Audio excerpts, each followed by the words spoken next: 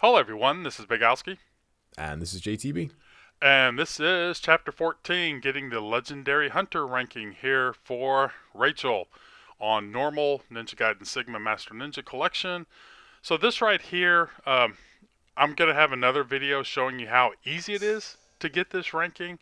So most of this is just kind of for score, and some of it's free points, but whenever I made this chapter, I didn't know how easy it was until after it was over with. But really, right now, you don't have to do any of the stuff you're seeing. And the next video will show you that stuff. But if you want some points, you can actually get 3 UTs here. If you can get to the point where the Warhammer, whenever it releases the UT, you can get them. But, you know, that's a little bit too much. Yeah, and also with Rachel, because she doesn't have like a smoke bomb or like a good stagger aside from her flip, it is kind of tricky to get those UTs on those guys because they just kind of don't leave you alone and you need them to get them. Right. You know, this right here, if you use Nimpo, you know, you get that to refill your Nimpo. But right now, to be honest with you, you got so much money at this point. It really is kind of sad that they didn't give better options on, you know, what to do with all the money. It's always been kind of a big pet peeve, funnily enough, of Rachel, because like I know like most, I think it's pretty fair to say like she's probably most people's like least favorite part of Sigma, but I'm kind of on the opposite side of that. Like I really like her gameplay. I just wish they did more with her. She seems really kind of phoned in. Like all her items are super cheap, and they clearly didn't think that through because you know you get so much money when you play as Rachel. I mean, even now, without doing this Fiend challenge, you probably have enough money to like max out on everything. You know, they don't let you like pick the Warhammer upgrade. That's just like done as part of the progression. She doesn't get any other weapons. You know, they could have done so much more, but it's a shame that they just kind of, you know, did like the bare minimum. I guess you could say it's like, right, you know, well, she has the Warhammer, and we'll give her this grappling hook, but that doesn't really do anything anyway. So. I think it's like, you know, we're gonna make her, you know, fine and dress her scantily, and that's good enough, you know, in terms of that's how I think maybe they thought it. Now here, again, I'm kind of playing for score. I haven't done this challenge in a long time, and I wanted to kind of get the hang of it again. But you could really just go out in the middle, especially if you're working on your sorceress or whatever it's called. Do Nimpo, UT, you know, Nimpo UT, whatever. You could actually go to the Maramasa statue that's right around the corner over here, and the timer will still run. Oh, wow. So, yeah. I mean, I actually tested all that out. And the timer, you would think it would leave once you got to a certain distance outside of that. Yeah. But, yeah, it's, again, kind of not good programming or thinking it out like you had said. Yeah, the Silver Samurai as well. I want to say, I think one of them killed with UT on normal would probably give you enough money to buy, you know, 2 Devil Elixirs. So you could, you know, you could just come back here, kill 1, buy 2 more, Nimpo, kill 1, buy 2 more. So, yeah, that's the whole thing. Now, this guy's stuck here on the side. It's not the end of the world, you know, because if you're trying to max out your UTs, it's actually quite good. Yeah, and you have plenty of time. Now, having said that, the longer you take in this chapter, the harder it is to make the chapter bonus. I think that's the reason I come up. And also, this corner right here, or where I'm standing, it's kind of tricky. Sometimes they'll come back to that point. Now, and I think the UT centers the camera. See, that time it didn't spin it around, but it has spun it around before. Yeah. And so that's kind of the tricky part. See, like, and her control right there in that little opening, look how much blood I just got knocked out of me by that one hit. But that it's kind of hard to control right there. And yeah, Rachel's steps aren't like Ryu's. Like that's probably one of the biggest differences between the 2 characters and how they play, but her steps are much more than Ryu, if that makes sense. Like, one step with Rachel, especially when she's kind of in her, like, attack stance, just pushing the stick once, like, will move you quite a bit further. And also Yeah, like, her charge animation. Like, you see there, like, how much her feet move forward when you charge a UT, whereas Ryu stays virtually in the same place. Like, his feet they move, but they don't actually move him, you know, further forward, whereas Rachel's does when she does a UT. so I think I started worrying about time at this point, and that's the reason I got out there. But you can see some of those steps are where I started charging or just barely moved. You know, I took like 1 or 2 steps and I didn't mean to, and it kind of put me in a bad place. So once it's just all the mages that are left, because that's usually what's going to happen, as you can see from right here. Yeah. Don't look out over the area.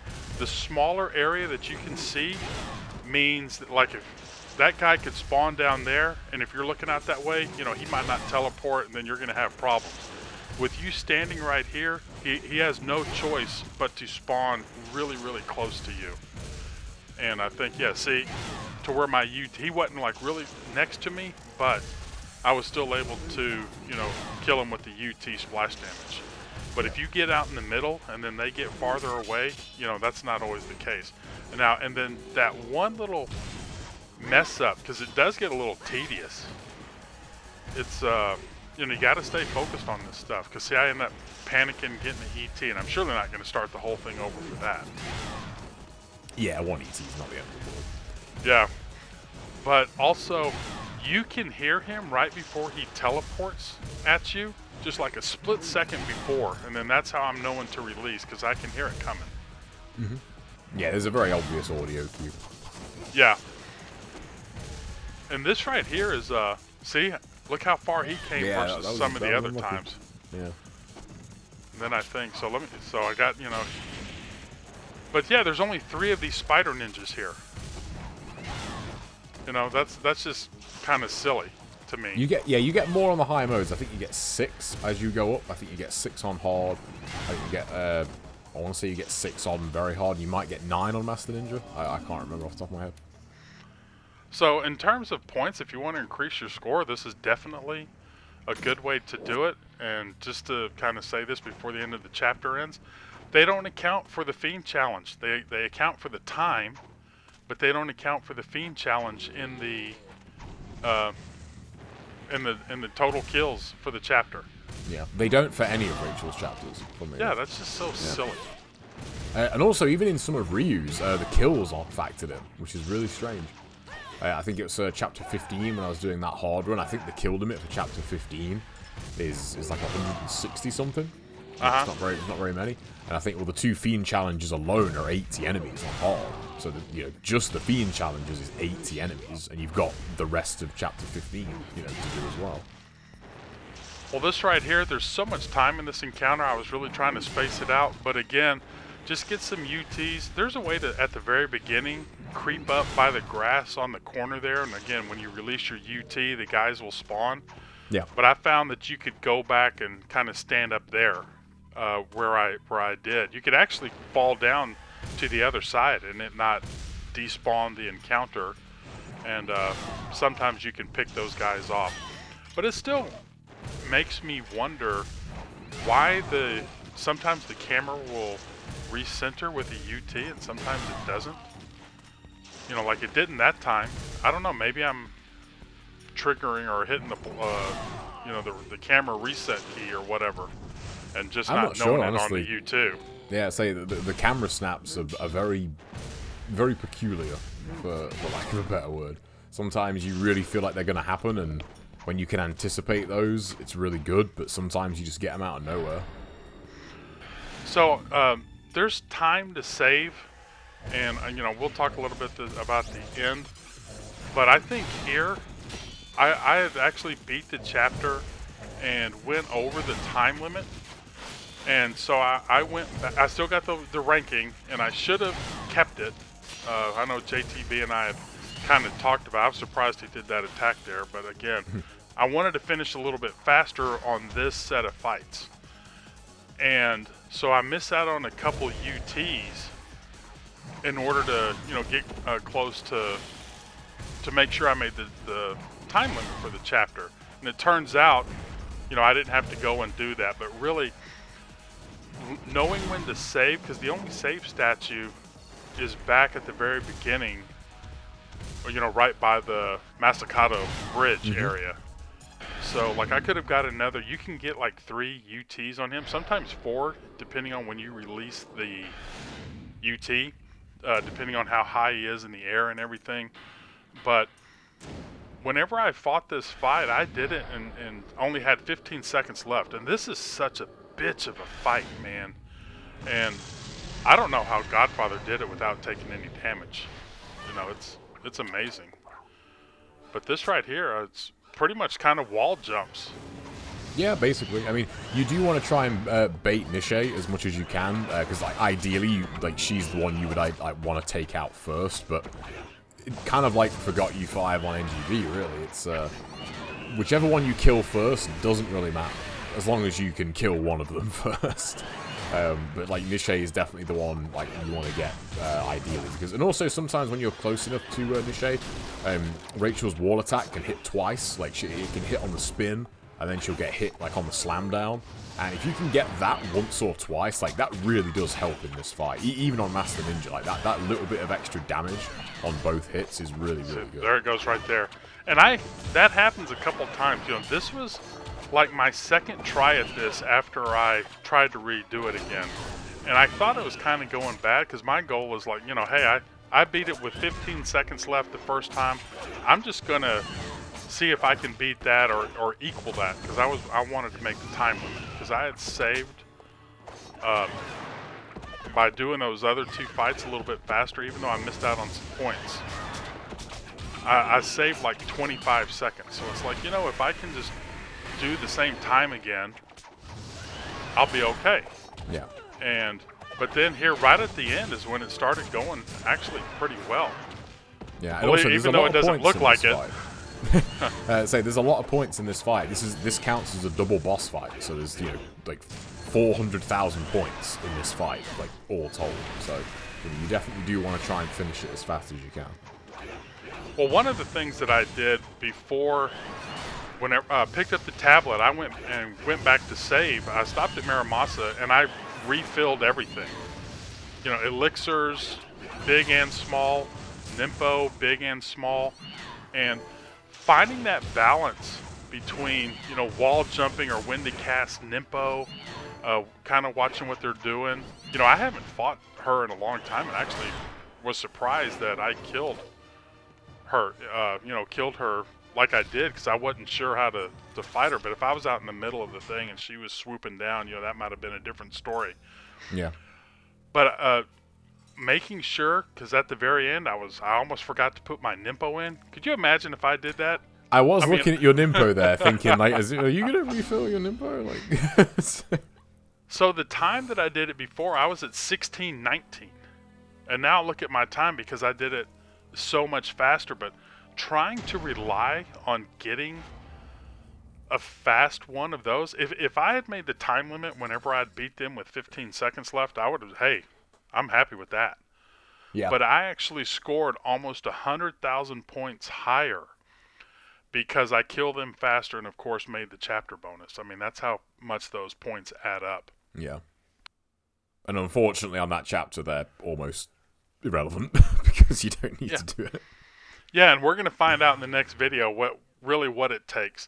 But like I said, on picking your patterns on how to save, I mean, you can't really save willy-nilly, but it's still something that you don't want to have a lot of extra movement.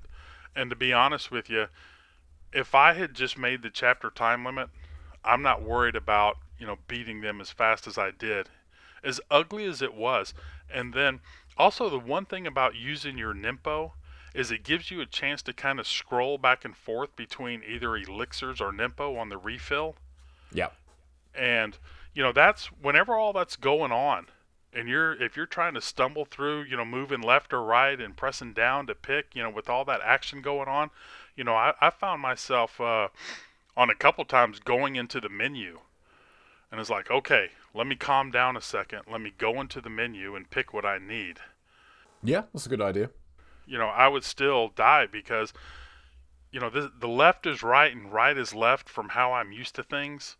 And so I think I'm going to go over to my Nimpo and I go over to my healing or something like that, or it's something that's the other thing about having all the extra Nimpo and health in your supply bag, because if you use a great devil elixir after only using one, but you still have 3 of those and 5 of the small ones, you're okay. Yeah. Whereas, same thing with the health elixirs. If you accidentally use 2 great devil elixirs, and you meant to use small ones, or not devil elixirs, the spirit elixirs, and you use 2 small ones, or use those instead of the small ones, it's not the end of the world, because you still have 10. So kind of keep track of that bit, but I just don't see a faster way other than wall jumps. I mean, have you? There isn't one. No. Okay. Not with Rachel. I mean, if Rachel didn't have a wall attack, I mean, it'd be doable, but it wouldn't be very straightforward. Well, I tell you what, that's something that I might just, I'll forget the points. I know there's a challenge part to the game, and like I said, with me, whenever I didn't make the chapter time limit, but still got the legendary hunter ranking, I mean, I know that's what these videos are for. Hey, I still did it. But then there's that side of me, it's the challenge of it. Well, can you do the fight, make the time limit? And that's the challenge of it to me that I really enjoy. And so I know I've kind of gotten away, because JTB is like, well, you did what you said you were going to do in the video. And I could have not said any of this stuff, but I wanted to let people know, hey, I did do it. I didn't make the chapter time, and I still got the ranking. But also, we're still not sure exactly what the point requirement is for that ranking. So that's something we're both trying to kind of explore. And these next two, video, we have kind of a benchmark for it for now, at least. But it's something that, figuring that out, like actually, finitely, would take so much time, and ultimately nobody cares. So right. It's just one of those things where it'd be a lot of work to do for no real reason. Because if you care about score, you're going to make the time limits anyway. And you're going to make the ranking anyway. And if you don't care about score, who cares? Yeah. So I think we're kind of a little odd group here. But, hey, we always want to give out useful and helpful information. But that fight, it started out bad. And it kind of ended good. So, again, between, some wall jumps, some well-timed Nimpo, and a little persistence, that fight's definitely doable on all levels. Yeah, it is, yeah. But, here's the one thing, too, that... Now, I did have the Falcon Gauntlet, so I did have a little bit of the extra Nimpo. And then, of course, when you get to Master Ninja, you'll have all the costumes. Yeah, the costume makes that fight a lot less stressful with Rachel. Yeah. It really does. I haven't actually taken note, but you need to land, significantly less wall attacks to actually take out those bosses with that costume on. Like, you're almost doing double damage, so it's pretty good. And then I think on Ishtaros, you could, when she does her high leg kick, and it's like XXX on landing Y or something like that. Yeah, and that absolutely shreds Ishtaros with Rachel. Yeah, so like I said, it's for the Master Collection players, enjoy this. Even though it looks a little frustrating, enjoy the extra benefits that the Master Collection gives you. Because if you want to see how it really is, buy the original Sigma, and then play all this stuff without the equipment, and kind of get a little comparison of the two. But I think that's it for this chapter. Anything else you wanted to add about that's pretty much it, saves or fights or...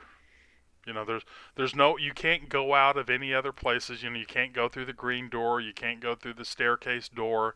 You can't go out the Hayabusa village door that leads to the save statue. So it's a pretty straightforward way to go. But if you kind of mess around and looking around, you might not make the time limit. But as we'll see coming up, it doesn't really matter. So. We'll talk to you guys later. Hope y'all enjoyed it. Comments and questions, as always, are welcome. And we'll see you in the next video. Y'all take care. Take care, everybody.